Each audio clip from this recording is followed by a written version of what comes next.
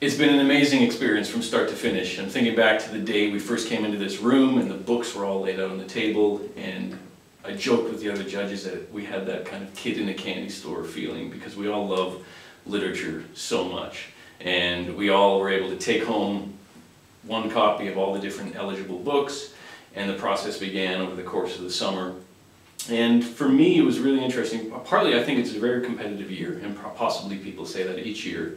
But the process of sorting through the books, finding the ones that immediately struck you, and then other ones that kind of grew and you found the nuances over time and that kind of contrast.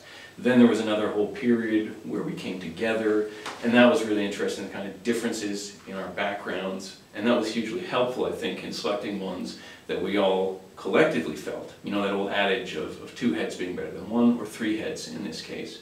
That was a really big and important part of the process.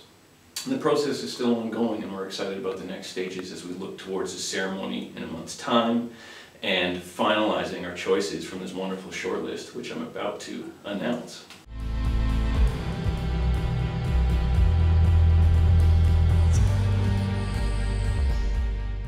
This year's fiction shortlist is an eclectic mix. We have a novel, a novella, and a collection of short fiction. The first one is Ritual 1969 by Joe Mazelis. Ritual 1969 is a haunting collection of short fiction. The stories move seamlessly through time, exploring the lives of those marginalized by society. Symbols, themes, and imagery recur and resurface, creating this compelling and hypnotic effect that resonates with that title of Ritual. It's exquisite and accomplished writing that all the judges are really struck by. And it embraces the Gothic aspects of the short form, and that's been an integral part of the tradition since its beginnings with Hawthorne and Poe. It's been carried forward by writers such as Angela Carter, Joyce Carol Oates, and now Joe Mazelis. We judges were impressed not just by individual tales, but by the sense of cohesion of the collection as a whole. The next book on the fiction shortlist is Pigeon by Alice Conrad. It's a breathlessly readable debut novel written with confidence, clarity, and a unique authorial voice. The story follows the lives of two young people who are united by a dark and dramatic incident. And the text is shot through with flashes of poetic imagery. It's by turns both gritty and lyrical, and structurally, the novel alternates points of view between the two lead characters, which creates this wonderfully powerful contrapuntal effect. Together, the interwoven voices create an elegy for youth, the loss of innocence, and the ties that bind us in one of the most memorable and distinct coming-of-age novels of recent years. Okay. The next book on the fiction shortlist is a new novella by Conan Jones, Cove. It's a masterclass in concision, a compelling narrative pared back to the essentials. The premise is very simple. Kayaker, severely wounded by a lightning strike, and struggles to get back to shore, and his pregnant wife. In his traumatized, debilitated state, the seascape becomes a kind of limbo that he has to traverse. It's a life and death tale of survival against the elements, and for me it evoked authors like Jack London and Ernest Hemingway, depicted in poetry prose that's delicate, dynamic, and highly symbolic. The overall effect is utterly gripping.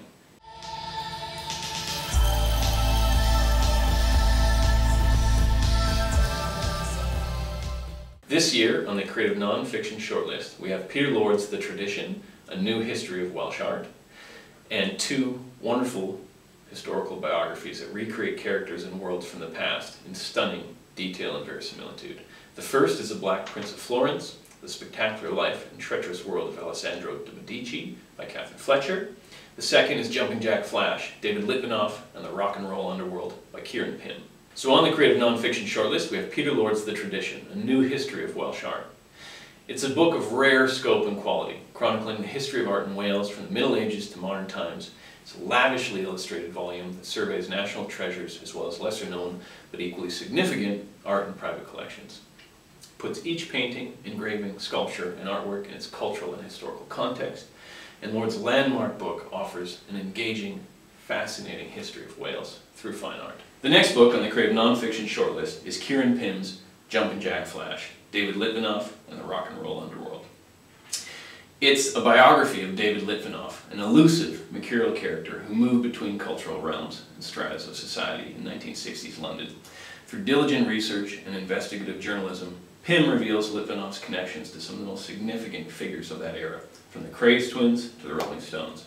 It's an amazing life, and he reconstructs it for us in vivid detail.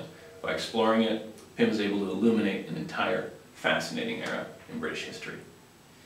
The next book on the Creative Nonfiction shortlist is The Black Prince of Florence, The Spectacular Life and Treacherous World of Alessandro de' Medici by Catherine Fletcher. The book opens up an entire world of intrigue, scandal, assassination, and power games in Renaissance Italy, and it's as dramatic as a work of historical fiction. The story feels very relevant in its exploration of class, race, and politics, and for us, the writing balances research and scholarship with a sense of pace and narrative as it follows the prince's rise to power and the betrayal that resulted in his tragic early death.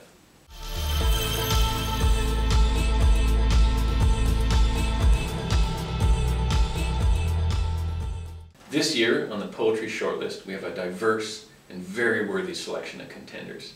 There's Maria Apicella's Samedi, John Freeman's What Possessed Me, and Rhiannon Hussin's The Other City. Samedi is a highly distinctive collection of poems which presents a book-length exploration of a single relationship.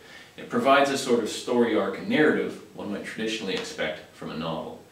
We all admire the singularity and originality of that in the author's vision and the ability to map all the varied and rich emotions of romantic love. She employs sustained and powerful religious imagery to great effect, and we just thought, all in all, it was wonderful to see a new writer exploring so ambitiously what it is a book of poems can achieve. The next book on the poetry shortlist is What Possessed Me by John Freeman. It's a wide-ranging collection of witty, accessible, emotive poems, and in his celebrations of family, childhood, old teachers, even people he meets on planes or strangers, Freeman writes a deeply human poetry, which readers from beyond a traditional poetry audience can enjoy. It's also a truly ambitious book. It moves through place and time, always keeping those important connections between people at its center. It's joyous, it's tender, in places it's laugh-out-loud funny. The next book on the poetry shortlist is The Other City by Rhiannon Hussin. It announces a stunning new voice in contemporary poetry. From the first reading, these are poems which are going to consume you as a reader, draw you back to them again and again. And their dark and compelling restraint, their distinctive musical voice, and their refusal to explain or simplify, her poems reminded us of writers like Tiffany Atkinson or Louis MacNeice. Hussin is a writer who completely understands the magic, music, and mystery of poetry, and she draws on all the power of language to create hauntingly beautiful and unforgettable poems.